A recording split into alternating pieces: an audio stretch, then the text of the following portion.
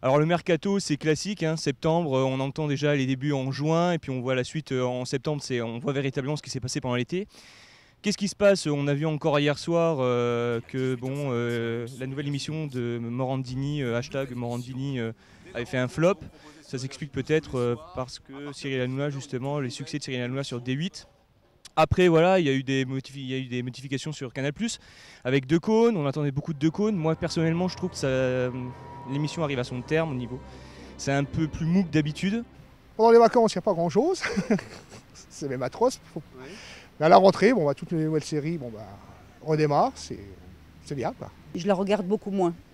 Beaucoup moins. Je regardais beaucoup les informations par contre.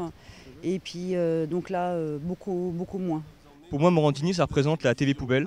Ça représente Secret Story sur TF1, ça représente toutes ces nouvelles émissions depuis 5, 6 ou 7 ans.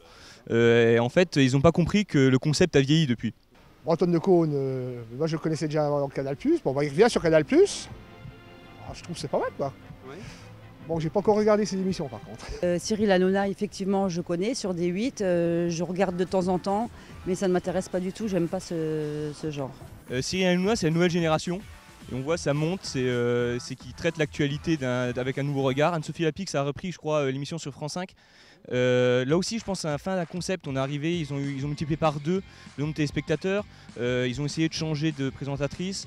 Bon, je pense qu'ils arrivent au bout du concept, donc c'est un peu dommage de continuer un concept qui s'essouffle. Alors Antoine Decaune, j'adore, surtout dans les années 80 sur Canal+.